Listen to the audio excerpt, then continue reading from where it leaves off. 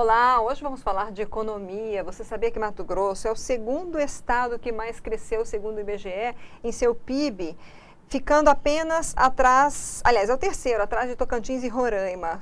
Mas tem algumas análises importantes a serem feitas. E o nosso convidado, o Maurício Munhoz, é que vai trazer um pouco para a gente aí essa questão. Ele é articulista aqui do site RD News, escreve toda semana para o site.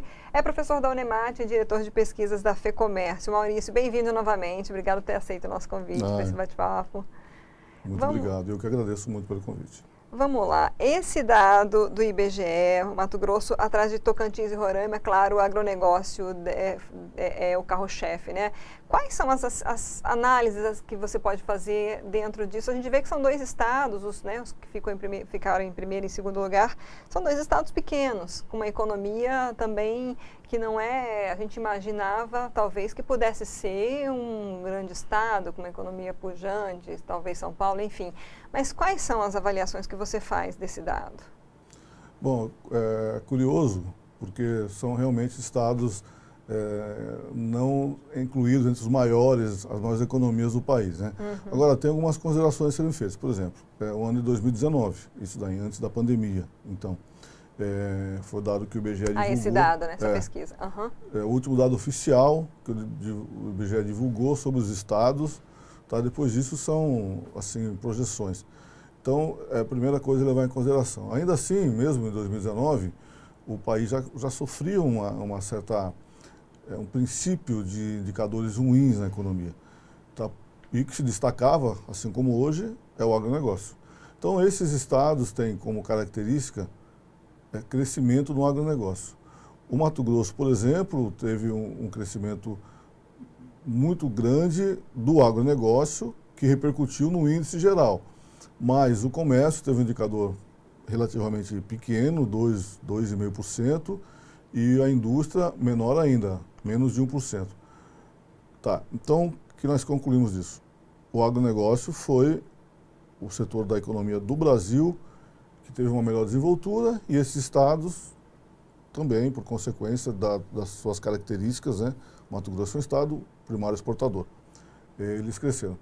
Agora, uma coisa bastante interessante para nós é que, apesar do Mato Grosso realmente ter sido um dos três que mais cresceu no país, a participação do Mato Grosso com relação ao PIB nacional diminuiu. Isso que é curioso, porque a gente tinha uma participação de 2% no PIB de 2018 e em 2019 caiu para 1,9%. Bom, nós temos uma população de 1,7% do país, algo em torno disso, e o PIB 1,9%. Quer dizer, não é um PIB que agrega valores, não é um PIB complexo, ele é um PIB primário exportador. Então, assim, São Paulo, para vocês terem uma ideia, a população de São Paulo é algo em torno de 28% da população do Brasil. E o PIB de São Paulo é quase 40%. São PIBs industrializados, tá? Com comércio sofisticado, mais indústria. Então, assim, proporcionalmente, quer dizer, São Paulo é absolutamente muito maior do que o do Mato Grosso, mas proporcionalmente também. Tá? É uma característica que, na minha opinião, é negativa da economia de Mato Grosso. A gente deveria ter maior participação da indústria, do comércio, e isso daí elevaria o PIB como um todo. Tá? Do jeito que está, a gente tem a impressão que está crescendo, mas quando a gente verifica a participação no bolo nacional, temos diminuído a nossa participação. Isso é preocupante, né?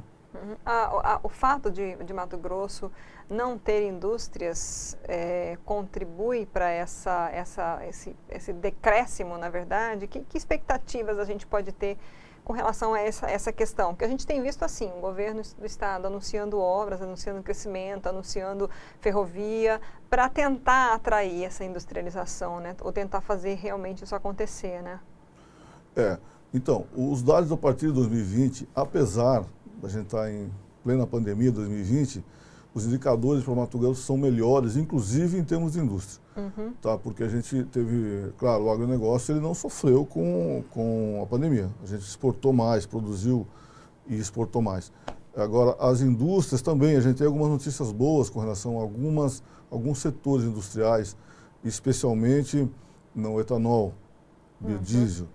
Tá? Então, tem um outro indicador, que é a revista Exame, ou melhor, a revista Valor Econômico, ela divulga as maiores empresas do país. E nesse ano de 2021, 2020, tá? Desculpa, às vezes eu confundo. 2020, que foi o último ano que o Valor Econômico divulgou, as maiores empresas do país, o Mato Grosso despontou com 3 novas empresas que não eram, antes não estavam na lista. E 2 são de etanol e biodiesel e uma de mineração, que também é um setor que começa a crescer. Então a gente começa, ainda que de uma maneira não muito rápida, a gente começa a perceber que a indústria, especialmente no caso da indústria de etanol, de biodiesel, em crescimento, e a mineração também. Além disso, a gente tem indicadores de que a indústria das florestas, né, no caso de madeira, está crescendo também no Mato Grosso, reaproveitamento, enfim, a gente tem indicadores que nos deixam imaginar que a economia pode melhorar. Daí, claro, como o Estado fazendo uma logística sofisticada, todos os municípios estão sendo contemplados pela nova estrutura logística do Estado de Mato Grosso, com a chegada das ferrovias, são ferramentas, né? A logística acaba sendo uma ferramenta que nos propicia imaginar uma economia mais sofisticada, ou seja, mais industrializada. Então, eu disse que os indicadores de 2019 são preocupantes, mas a gente vislumbra, ainda que lentamente, uma pequena transformação. Você publicou um artigo também falando das empresas que mais cresceram, né? Além dessas que você citou, teve alguma de alguma outra área que não seja o agro, que também tem frigoríficos, né? Tem alguma área que, digamos, diferenciada aí que despontou? No Mato Grosso, não. Assim, agora, essa divulgação do Valor Econômico diz respeito à matriz das empresas. Aqui, as grandes empresas mato-grossenses são, primeiro, a MAGE, a Bom Futuro, são empresas do agronegócio que estavam já na lista das maiores do país e continuam.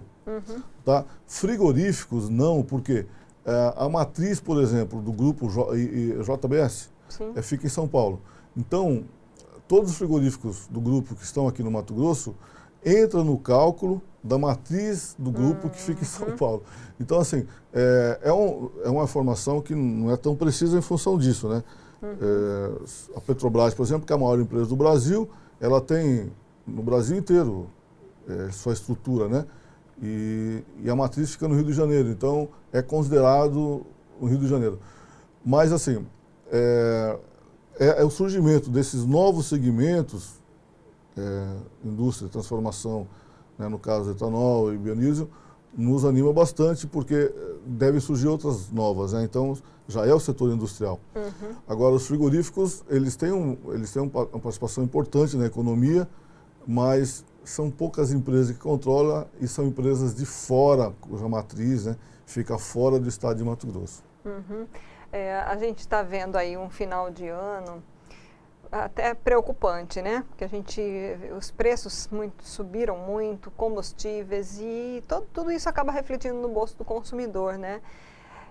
Que expectativas você pode trazer, Maurício, para isso é temporário? Você acredita que seja temporário por conta da ânsia de faturar, agora que a pandemia está um pouco mais controlada? Ou esse tipo de situação de preços em alta podem continuar no começo do ano que vem, em 2022? Olha, a inflação como economia é psicológico. Tá? Se as pessoas acreditam que o preço vai aumentar, elas vão segurar o consumo e daí vai aumentando, né, aquela bola de neve negativa. Sempre é a psicologia que move esses fenômenos aí. A FEComércio, ela tem acompanhado o comportamento do consumidor, especialmente nas vendas do varejo, né, o setor de comércio de bens e serviços.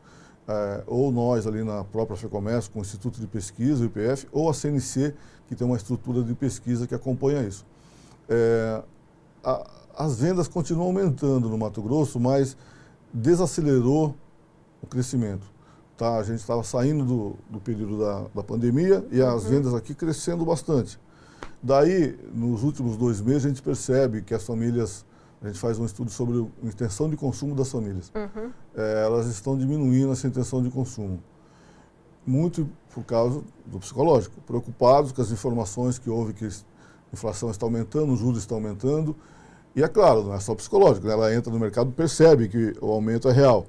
Tá? Mas assim, o clima, né, que se faz da imprensa e o comentário de rua que a inflação está chegando, tal, isso inibe. Agora, hoje, por exemplo, tive uma informação muito interessante, que é a Fundação Getúlio Vargas, ela divulga um chamado IGPM, Índice Geral de Preços. E hoje apontou uma desaceleração nos índices. Tá uma tendência de crescimento nos índices, né, a inflação alta no geral, mas um dos indicadores que, no caso, a FGV aponta, mostrou hoje, a divulgação exatamente hoje, que esse índice desacelerou. Então, isso pode significar, né, a tendência que isso está mostrando que está se estabilizando essa questão dos preços, né? Então, isso, por exemplo, essa informação, ela já começa também a rodar e isso pode criar uma expectativa maior de consumo exatamente nesse período do ano onde que o consumo é o maior durante o período natalino, né, o final de ano, 13º e clima de festas, de presentes.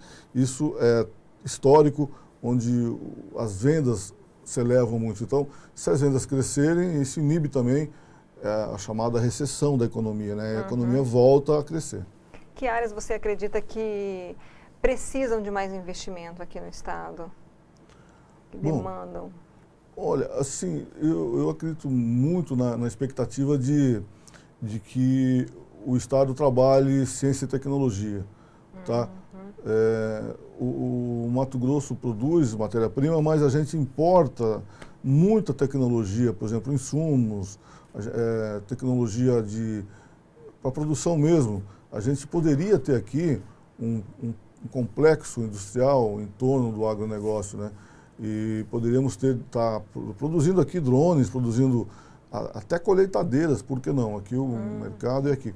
E a gente não percebe isso acontecer, tá? Então, um investimento nisso, né, em atração de tecnologia, de empresas que pensem em tecnologia. O Vale do Silício nos Estados Unidos é um caso típico disso. O governo investiu para a criação do Vale do Silício. É claro que o Vale do Silício é um produto do empreendedorismo americano, né? Aquele estilo de vida americano que empreende, o espírito do capitalismo americano está muito presente no Vale do Silício, que os Estados Unidos deixou de ser um país industrial, né, antigo, produção de carros e veículos, cidades como Detroit sumiram, né, viraram cidades fantasmas, porque a indústria lá perdeu força, mas eles se reinventaram com tecnologia, né? O Vale do Silício é um exemplo disso. Mas o governo americano investiu muito nisso, tá? Ele propiciou, ele criou um ambiente, inclusive tributário, investimento também, não só tributário, incentivando aquelas startups que hoje são, né, empresas como a Apple, né, exemplo de um caso típico. Então, o Mato Grosso poderia pensar em investir mais nisso, em tecnologia, em complexidade, né? E eu acredito que agora está criando, o governo tem feito isso, está começando a se pensar nisso, né? Para a gente encerrar, Maurício, alguma questão que você gostaria de trazer dentro dessa realidade aí que a gente está vivendo, das expectativas, né? Nós temos aí um ano de 2022, um ano político, que sempre acaba influenciando, a gente já está vendo a movimentação aí, né? Mas sempre acaba influenciando na economia. O que você poderia trazer aí para a gente? De fato, os anos políticos, eles interferem na economia, às vezes negativamente, né? Às vezes as pessoas vão para o embate político e deixam de fazer lição de casa. Estou falando isso do governo federal, né?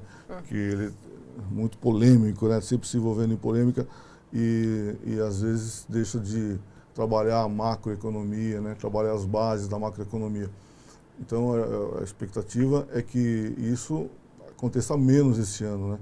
Porque quando a política interfere negativamente nos rumos da economia, a população sofre muito, né? Nós sofremos, todas as classes, né, sofrem, especialmente as menos privilegiadas em termos econômicos. Então, a expectativa é que a gente tenha um ano mais pacificado, tá, sem tanto ódio, né, porque o ódio ele é negativo até para a economia, né?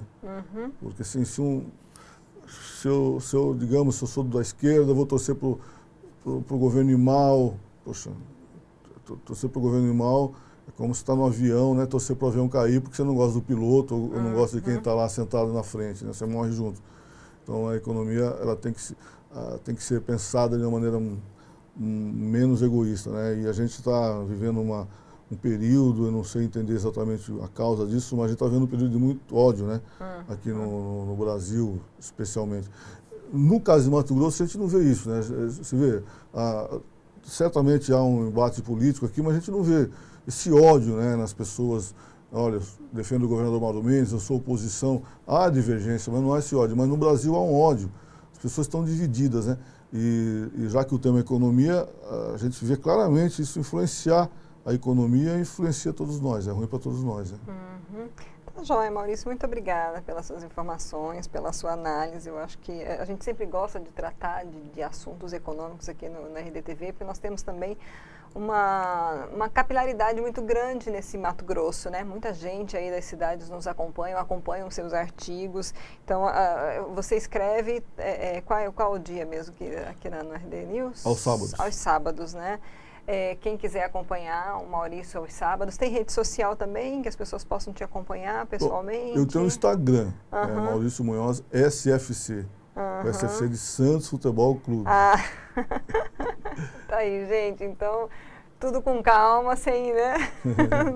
Mas acompanhe aí o Maurício, obrigada novamente. Eu que agradeço. Então fica essa dica aí, acompanhe o Maurício no RD News aos sábados e no Instagram Maurício Munhoz FSFC.